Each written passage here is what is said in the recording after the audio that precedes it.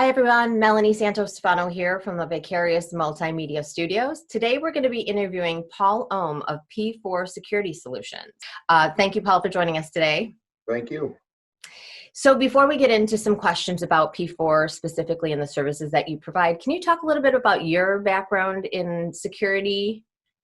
Yeah, sure. So I joined the military after September 11th.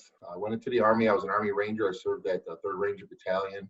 I did 5 deployments to Iraq and Afghanistan over the course of 5 years.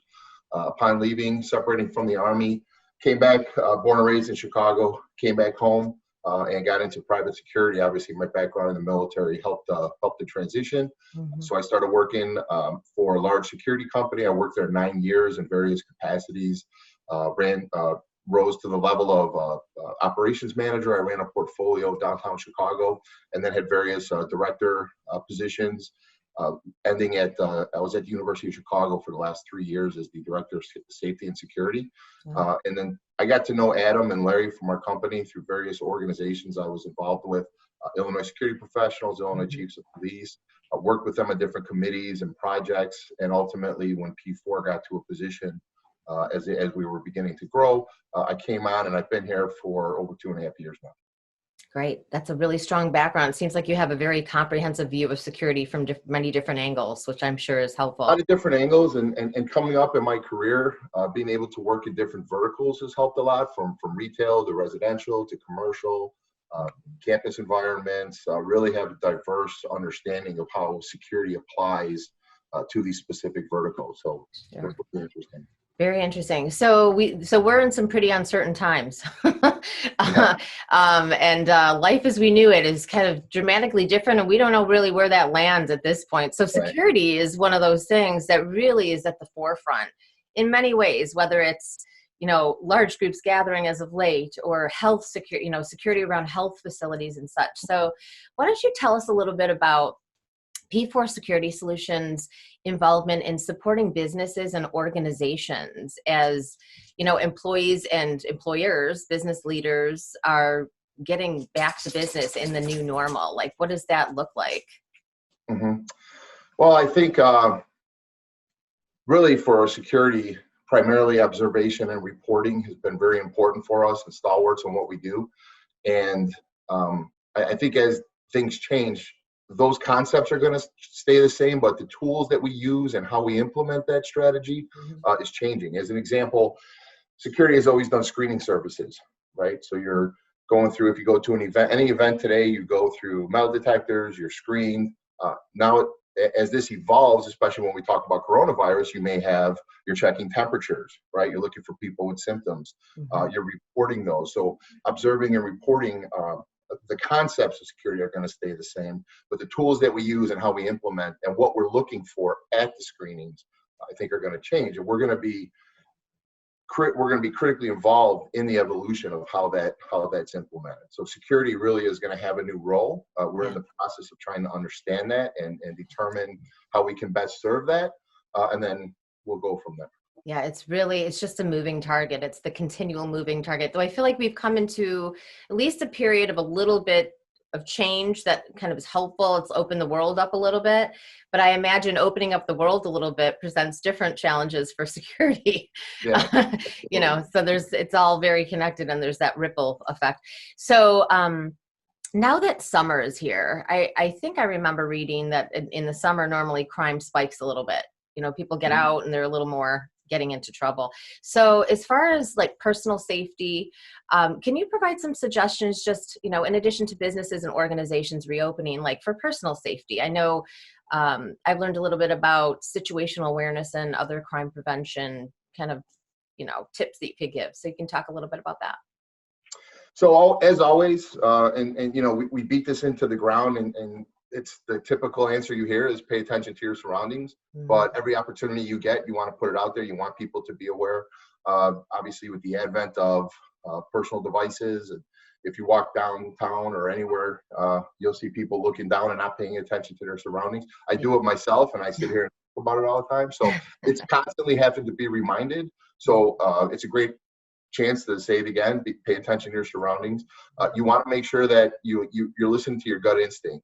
everybody has that gut instinct, whether you are a police officer, whether you're military and you've been in situations, you have that sense of fear. It's natural inside of our body. So if you're feeling a certain way about an area or an individual or someone that's around you, get out of that situation. And if you need to, get help.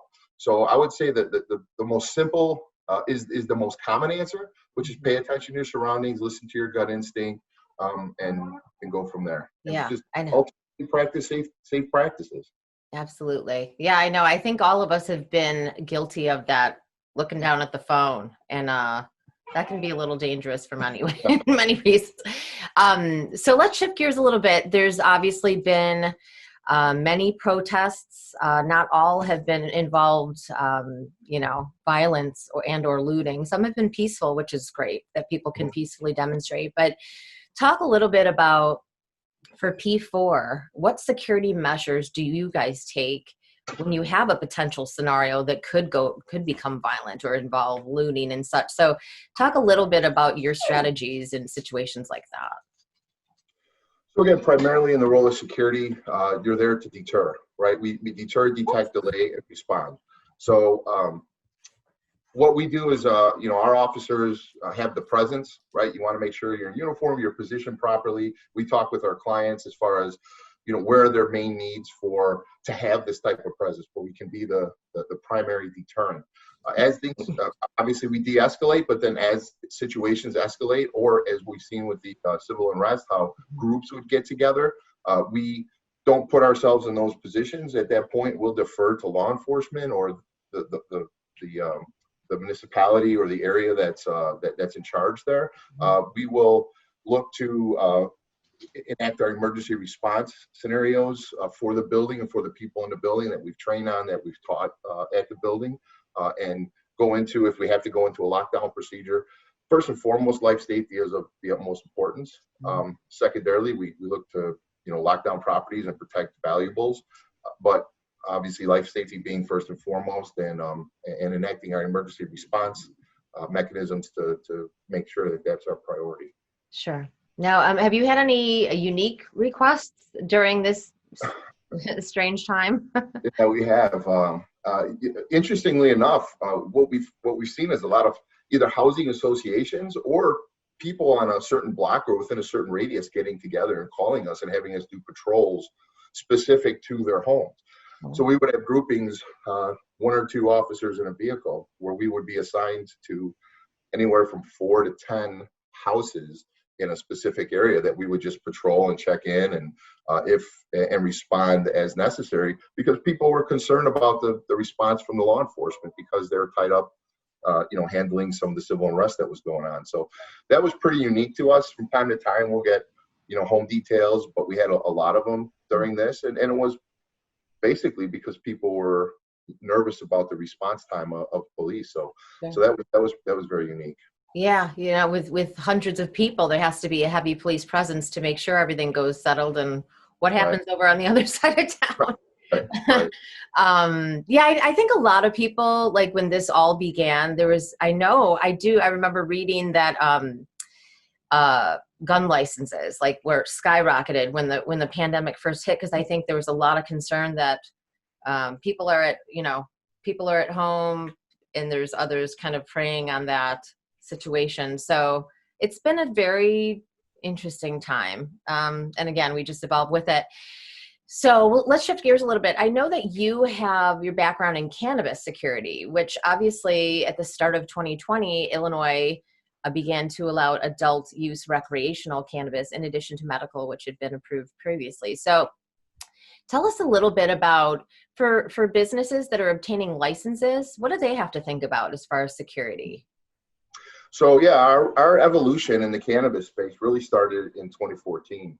I know that Larry, our CEO, and some others were involved in doing a lot of the consulting for the medical cannabis licenses. Mm-hmm. And as the program grew, ultimately, and in Illinois, now that we're recreational, we work with various, some of the larger cannabis companies in the country, and we've really grown with them. And as they have navigated the waters of what that means and how to run the business, we've been right there, and we've actually been able to really learn a lot and grow and in that space. So I would say anybody coming on with a license, first and foremost, just understand if you're in Illinois, specifically what the Illinois statute says. Every state has a little bit difference. Every state has a little nuance. So whatever state you're in, if you're having licensing across different state lines, make sure you're really getting into the nuts and bolts of what that individual state statute is.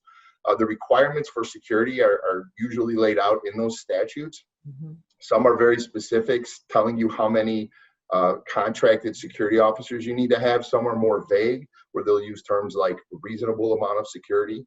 And that's your starting point. And then you go from where is the location, right? So we do assessments on the locations. We can do cap index reports or different statistical data to show you kind of what kind of criminal activity is in the area.